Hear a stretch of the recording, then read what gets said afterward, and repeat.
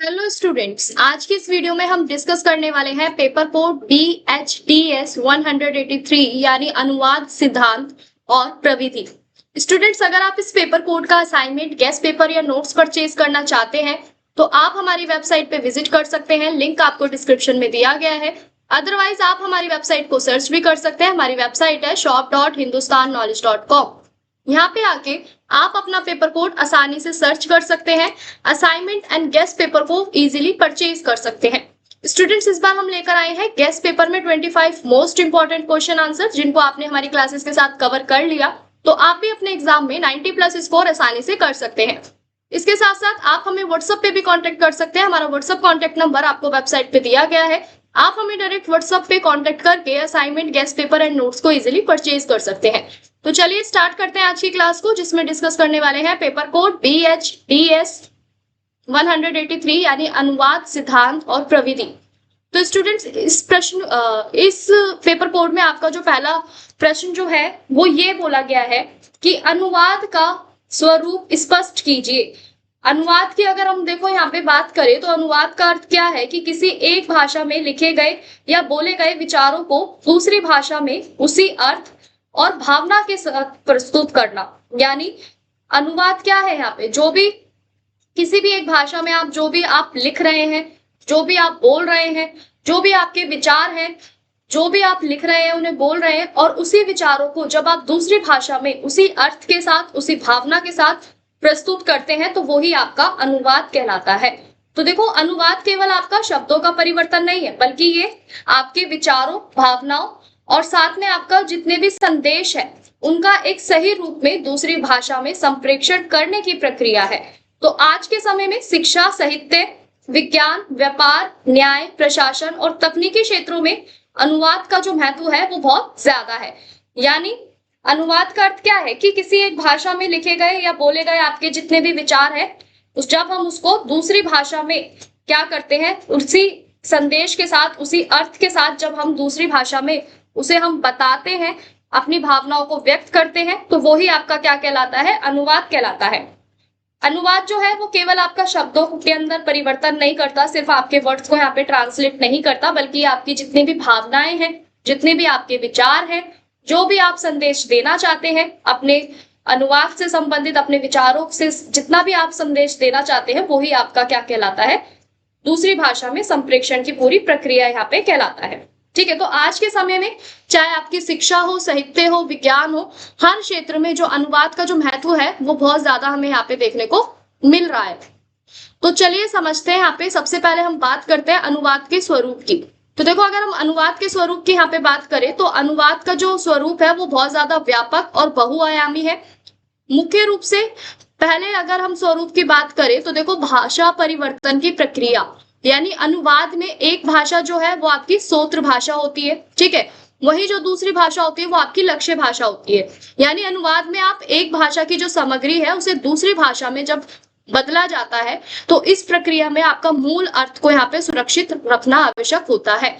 यानी भाषा परिवर्तन की पूरी प्रक्रिया आपको यहाँ पे अनुवाद में देखने को मिलती है। एक भाषा से दूसरी भाषा में आप किस तरीके से जो मूल अर्थ है उसको सुरक्षित रखते हैं, ये ज्यादा जरूरी इसके अंदर होता है। वहीं अगर हम दूसरे स्वरूप की बात करें तो दूसरा स्वरूप क्या है कि अर्थ प्रधान प्रक्रिया। अब ये क्या है, तो देखो, इसके अंदर अनुवाद का जो मुख्य उद्देश्य है वो शब्दों का नहीं है, बल्कि उनके साथ सही अर्थ का स्थानांतरण करना है। यानी अनुवाद का बेसिकली यहाँ पे उद्देश्य क्या है, शब्दों तक ही नहीं है, बल्कि जो भी आप शब्द दे रहे हैं उसका सही अर्थ क्या है उसको भी यहाँ पे, उसका भी यहाँ पे स्थानांतरण करना, उसको भी यहाँ पे दिखाना, वही आपका क्या है, अर्थ प्रधान प्रक्रिया है। यदि केवल आपका शब्दों का अनुवाद किया जाएगा तो कई बार जो आपका सही भाव जो है वो व्यक्त यहाँ पे नहीं हो पाता। यानी आपके जितने भी शब्द हैं, शब्दों के साथ जो जब हम यहाँ पे अपना सही भाव जो है व्यक्त करते हैं, वही आपका अर्थ प्रदान प्रक्रिया जो है वो यहाँ पे हमें देखने को मिलती है। वही आपका अगला पॉइंट क्या कहता है कि सांस्कृतिक आदान प्रदान का माध्यम। यानी हर भाषा की अपनी संस्कृति है, परंपरा है और जीवन शैली जो है वो दर्शाती है हर भाषा। ठीक है, अनुवाद विभिन्न संस्कृतियों के बीच समझ और सहयोग बढ़ाने का एक महत्वपूर्ण माध्यम है। यानी अनुवाद से आपकी जितनी भी संस्कृति का जो आदान प्रदान है वो भी हमें देखने को मिलता है। हर भाषा की अपनी संस्कृति होती है, कुछ परंपराएं होती है, कुछ ऐसी जीवन शैली होती है जो हर भाषा जो है वो दर्शाती है। ठीक है, तो अनुवाद क्या कर रहा है यहाँ पे, विभिन्न संस्कृतियों के बीच जो है आपकी समझ विकसित कर रहा है और सहयोग बढ़ा रहा है। वही अगला पॉइंट क्या कहता है कि संचार का प्रभावी साधन, यानी अनुवाद जो है वो आपका अलग अलग भाषाएं बोलने वाले लोगों के बीच संवाद स्थापित करता है। इसके माध्यम से ज्ञान, सूचना और अनुभवों का भी यहाँ पे आदान प्रदान संभव होता है। यानी संचार का भी प्रभावी साधन ये माना जाता है। जितनी भी आपकी अलग अलग भाषा है, ठीक है, अलग अलग भाषाएं बोलने वाले जितने भी लोग हैं उनके बीच में जो एक संवाद जो है उसको भी स्थापित करने में मदद करता है। और इसके साथ साथ आपकी जितनी भी सूचना है, अनुभव है, ज्ञान है, इनको भी आदान प्रदान करने में क्या करता है, सहायता करता है। वही अगला पॉइंट क्या कहता है आपका कि रचनात्मक प्रक्रिया। रचनात्मक प्रक्रिया की अगर हम बात करें तो एक अच्छा अनुवादक केवल आपका भाषा नहीं बदलता बल्कि मूल रचना की जो शैली है, भाव और प्रभाव को भी ये बनाए रखता है। इसलिए अनुवाद एक आपका रचनात्मक कार्य भी माना जाता है। यानी एक अच्छा अनुवादक यानी एक अच्छा ट्रांसलेटर कौन होता है, जो सिर्फ आपकी भाषा को ना बदले बल्कि उसके अंदर जो पूरी उसकी मूल संरचना है, ठीक है, या हम कह सकते हैं मूल रचना जो है, जिसमें आपके इमोशंस यानी आपके भाव है, प्रभाव है, इन सबको भी अगर वो बनाए रखता है तो वो क्या कहलाता है, अनुवाद का एक रचनात्मक कार्य यहाँ पे कहलाता है। वही स्टूडेंट्स आपका अगला पॉइंट क्या कहता है कि ज्ञान के प्रसार का माध्यम। यानी दुनिया में अनेक महत्वपूर्ण पुस्तकें हैं, शोध यानी आपका रिसर्च है, वैज्ञानिक खोज है, साहित्यिक कृतियां हैं, अनुवाद के माध्यम से विभिन्न भाषाओं में यहाँ पे ये उपलब्ध होती है और इससे जो हमारा ज्ञान है उसका भी विस्तार होता है। यानी ज्ञान के प्रसार का माध्यम हमें देखने को मिलता है अनुवाद के माध्यम से।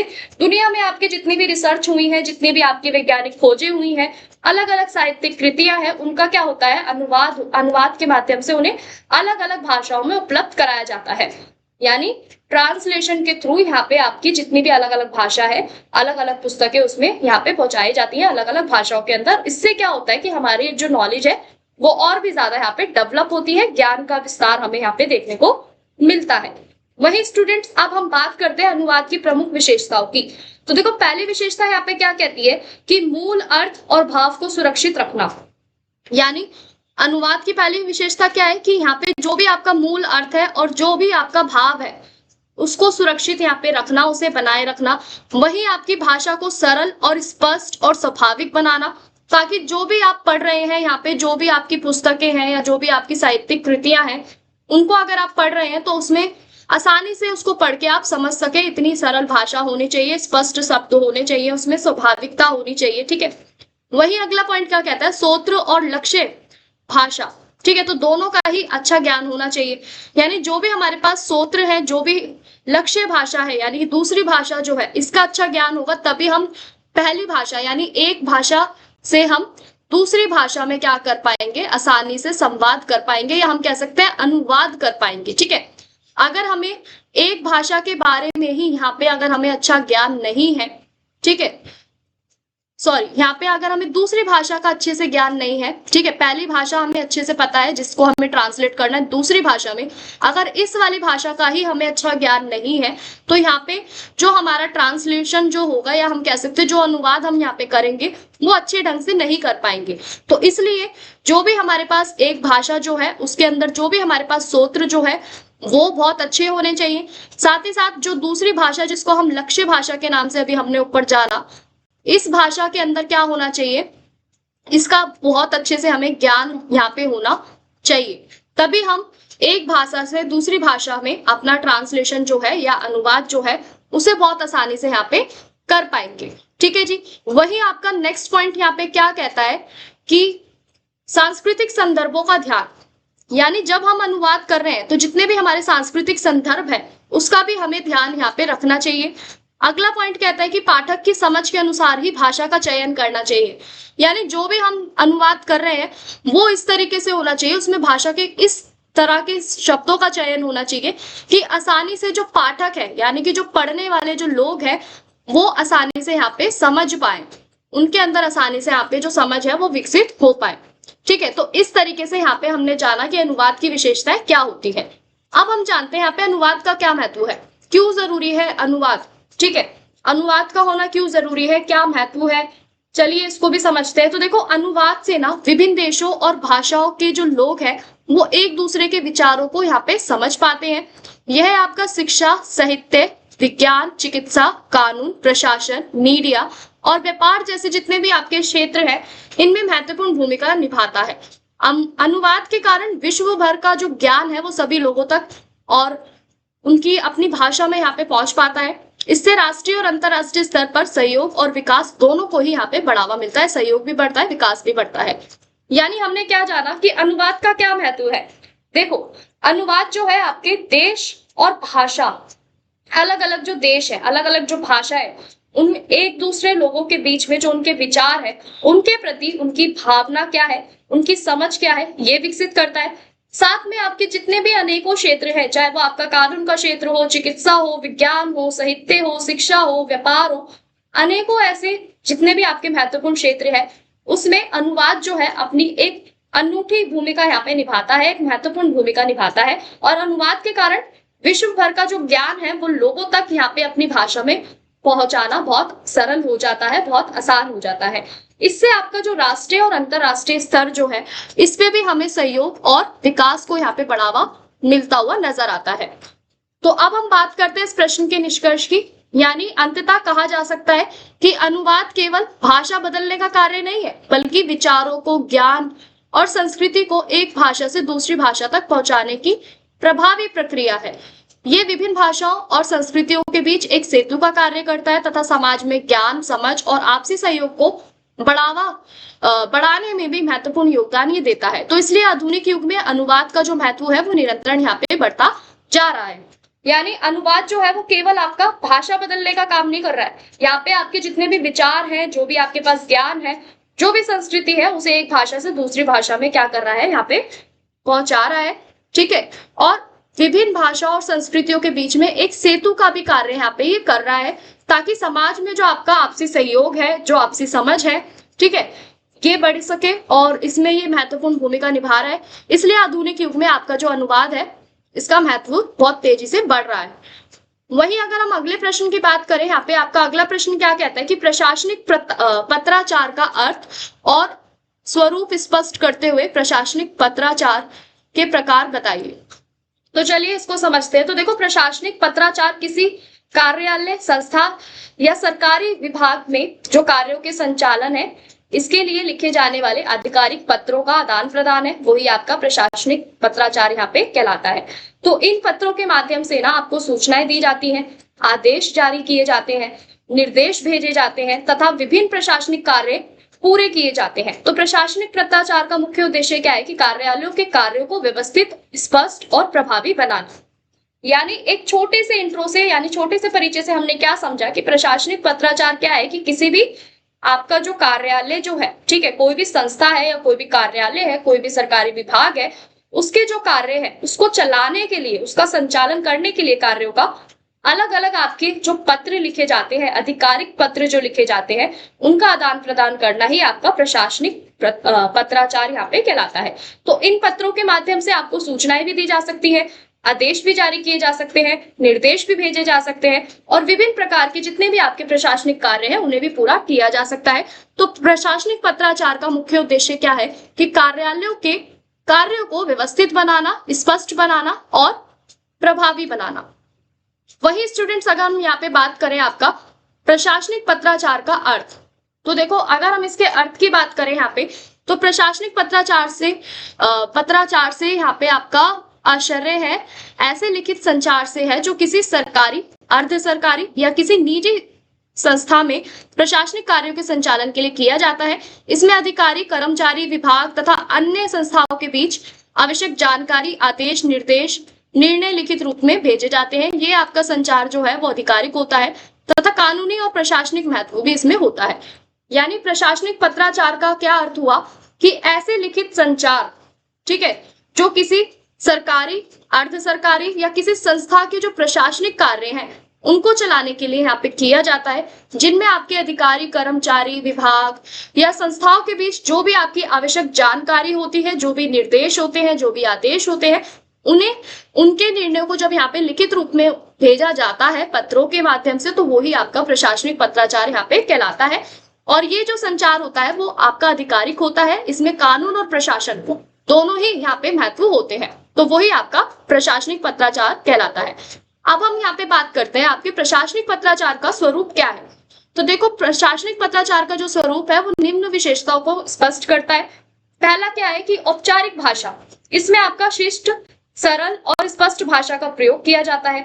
यानी जो भी आपके प्रशासनिक पत्राचार होते हैं, चाहे वो सूचना देने के लिए पत्र लिखित गए हो, ठीक है, लिखे गए हो, या आपका निर्देश देने के लिए लिखे गए हो, या फिर आपका आदेश देने के लिए लिखे गए हो, तो उनकी जो भाषा होती है हमेशा औपचारिक होती है, जिसमें आपका शिष्टाचार का पालन किया जाता है, ठीक है, और सरलता का पालन किया जाता है और स्पष्ट भाषा का यूज किया जाता है। वही अगला पॉइंट क्या कहता है कि संक्षिप्त एवं स्पष्ट, यानी पत्र का जो विषय है, ठीक है, बिना अनावश्यक विस्तार से यहाँ पे स्पष्ट रूप से लिखा जाता है। यानी पत्र का जो यहाँ पे विषय है, यानी जो भी आप यहाँ पे लेटर लिखा जा रहा है उसका जो सब्जेक्ट है, उसमें किसी भी अनावश्यक विस्तार जो है उसको यहाँ पे लिखने से बचा जाता है। जो पॉइंट है, पॉइंट टू पॉइंट यहाँ पे एक्सप्लेन किया जाता है, स्पष्ट रूप से यहाँ पे लिखा जाता है।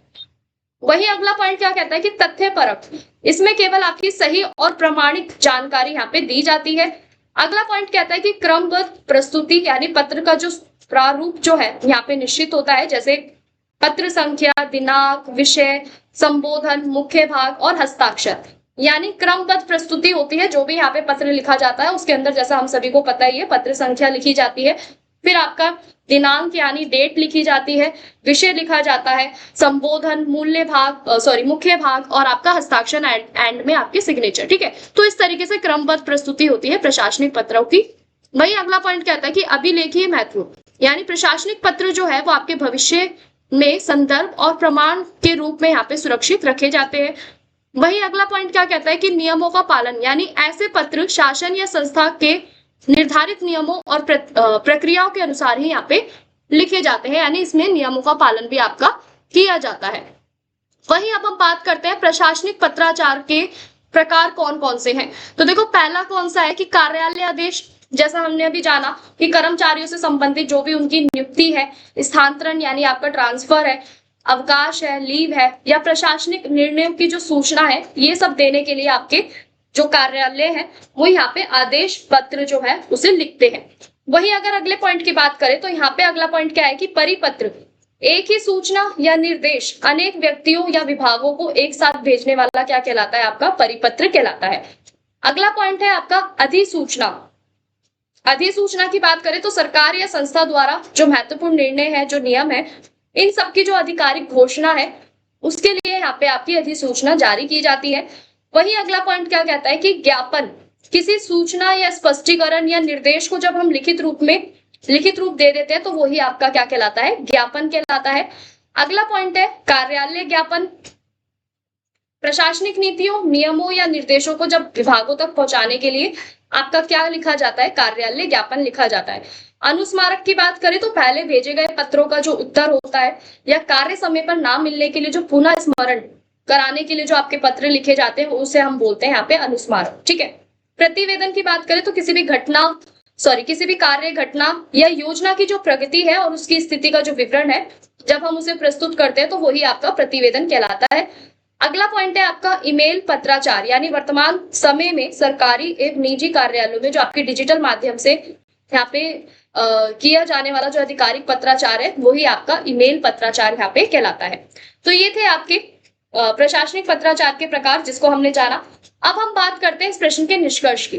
तो यहाँ पे निष्कर्ष क्या कहता है, एक बार इसको भी अच्छे से समझ लेते हैं। तो देखो, प्रशासनिक पत्राचार किसी भी कार्यालय संस्था के सुचारू संचालन का महत्वपूर्ण आधार है। यह कार्यों में आपकी पारदर्शिता, अनुशासन, स्पष्टता और उत्तरदायित्व बनाए रखता है।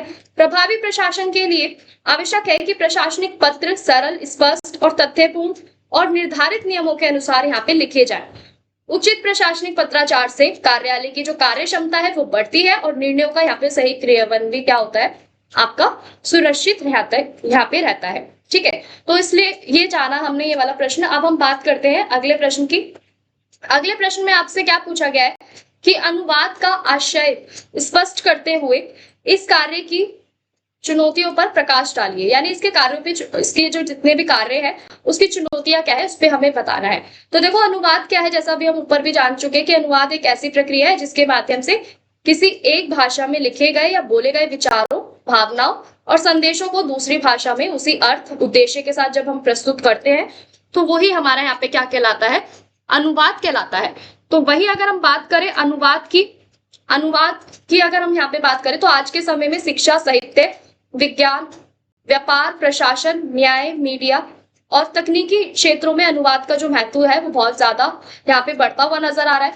अनुवाद केवल आपका शब्दों का परिवर्तन नहीं है, बल्कि मूल भाषा के भाव, शैली और उद्देश्यों को यहाँ पे दूसरी भाषा में सही रूप से व्यक्त करने की कला है। वही आपका क्या कहलाता है, यहाँ पे अनुवाद कहलाता है। वही अगर हम बात करें अनुवाद का आशय, तो अनुवाद के आशय से यहाँ पे क्या मतलब है, तो सबसे पहले हम जानते हैं कि अनुवाद का अर्थ क्या है। तो देखो, एक भाषा के संदेश को दूसरी भाषा में इस प्रकार प्रस्तुत करना है कि उसका जो मूल अर्थ है, भाव है और जो प्रभाव है वो बना रहे। जिस भाषा से अनुवाद किया जाता है उसे हम स्रोत भाषा कहते हैं, ठीक है, और जिस भाषा में आपका अनुवाद किया जाता है उसे हम लक्ष्य भाषा कहते हैं। यानी अनुवाद का अर्थ क्या है कि एक भाषा का जो संदेश है जब हम उसे दूसरी भाषा में क्या करते हैं, बताते हैं, देते हैं, ठीक है, और साथ में जो भी आपका जो संवाद जो यहाँ पे रहता है, जब हम उसका अर्थ जो है, भाव जो है, प्रभाव जो है, इस तरीके से जब हम प्रस्तुत करते हैं कि वो उसका अर्थ जो है वो बना रहे, साथ में उसका भाव भी बना रहे, उस भाषा का, उस विचार का, ठीक है, तो वही आपका, उसी से हम क्या कहते हैं, अनुवाद किया जाता है। और अनुवाद जो है आपकी दो भाषाओं में किया जाता है। पहली भाषा आपके पास जो होती है उसको हम कहते हैं स्रोत भाषा, और जिस भाषा में अनुवाद किया जाता है वो होती है आपकी लक्ष्य भाषा। तो एक अच्छा अनुवाद वही माना जाता है जो पढ़ने वाले को ऐसा अनुभव कराए कि वह मूल भाषा का ही भाव यहाँ पे समझ रहा है। इसलिए अनुवादक को यहाँ पे दोनों भाषाओं का अच्छा ज्ञान होना बहुत ज्यादा जरूरी है।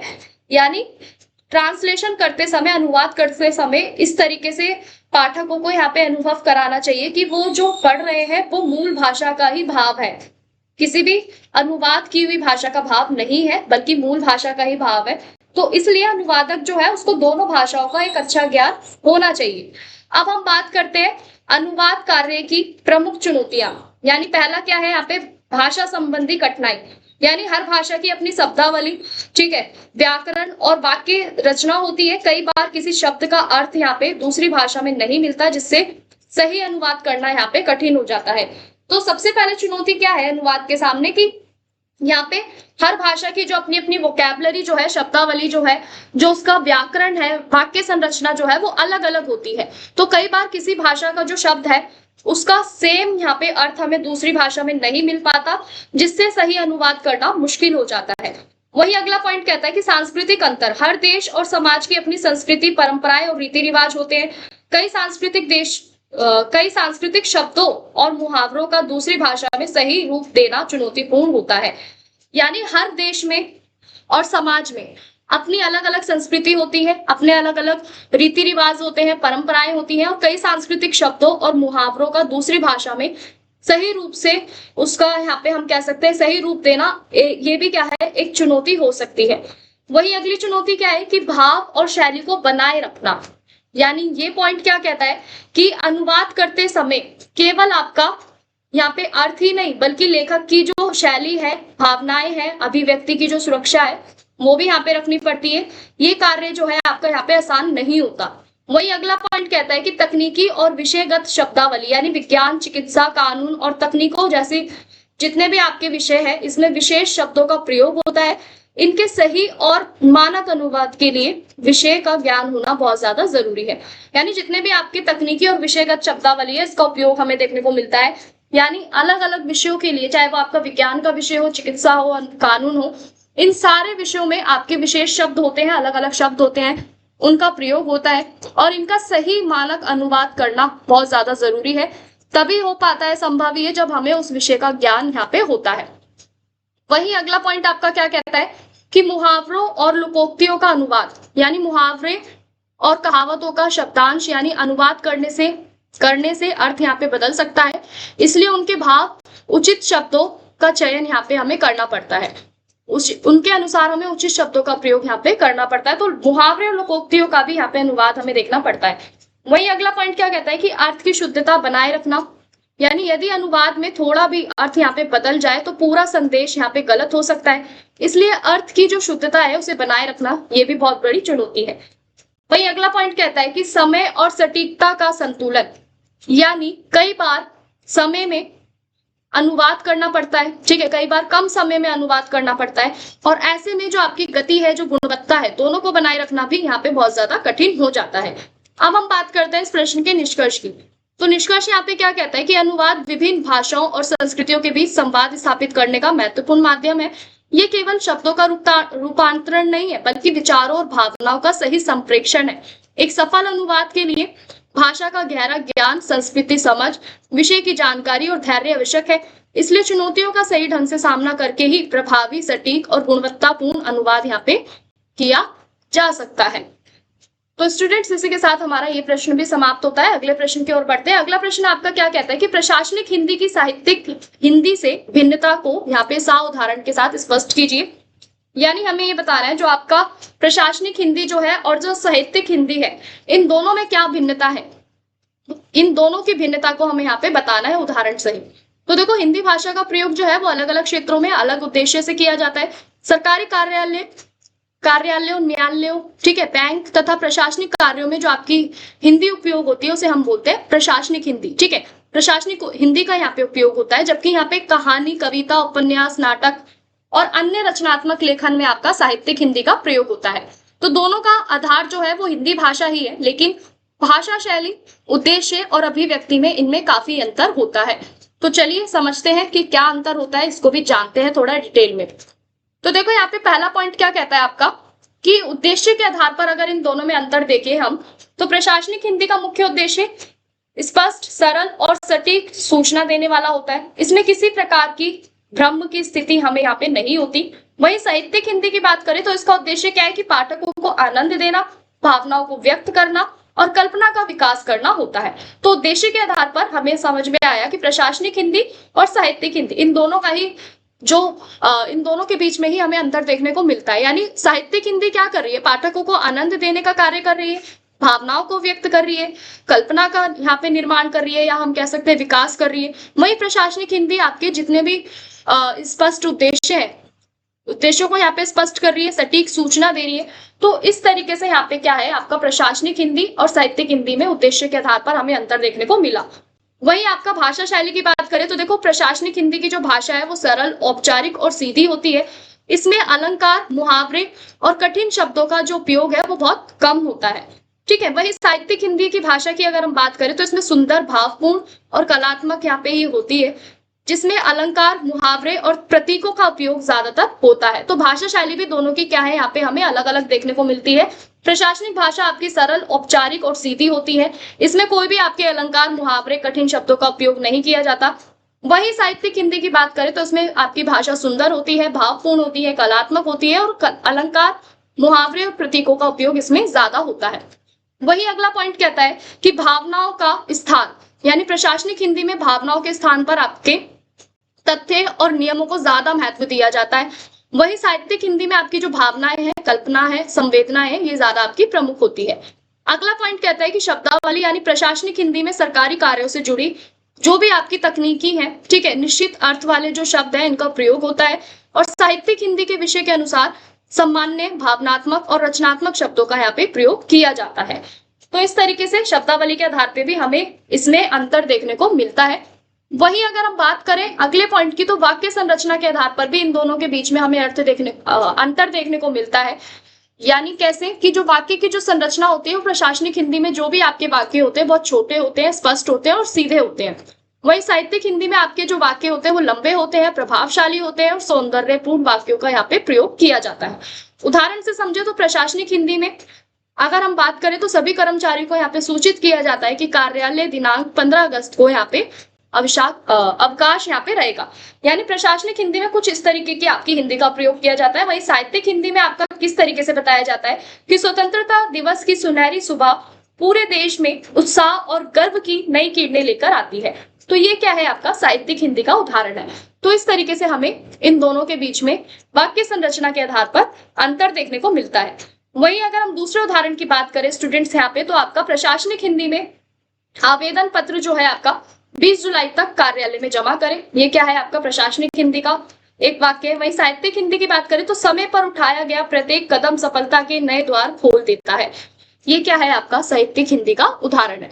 तो इन उदाहरणों से स्पष्ट है कि प्रशासनिक हिंदी जो है आपकी सूचना देने के लिए होती है, ठीक है, जबकि आपकी साहित्यिक हिंदी जो है वो यहाँ पे हमारे भाव और विचारों की सुंदर अभिव्यक्ति के लिए होती है। अब हम बात करते हैं प्रशासनिक हिंदी की विशेषताएं। तो देखो, सरल एवं स्पष्ट भाषा का इसमें प्रयोग किया जाता है, तथ्य और नियमों पर यह आधारित होती है, औपचारिक एवं शिष्ट शैली इसमें होती है, संक्षिप्त और सटीक वाक्य इसमें हमें देखने को मिलते हैं और सभी के लिए समान अर्थ देने वाली ये भाषा होती है। वहीं अगर हम इस प्रश्न के निष्कर्ष की बात करें तो प्रशासनिक हिंदी और साहित्यिक हिंदी दोनों का अपना अपना महत्व है। जैसा अभी हमने जाना, प्रशासनिक हिंदी सरकारी कार्यों को यहाँ पे सरल, स्पष्ट और प्रभावी बनाती है, जबकि आपका साहित्यिक हिंदी जो है वो समाज की भावनाओं, संस्कृति और कल्पना को यहाँ पे अभिव्यक्त करती है। इसलिए आवश्यकता के अनुसार दोनों प्रकार की जो हिंदी है इसका उचित प्रयोग यहाँ पे किया जाना चाहिए।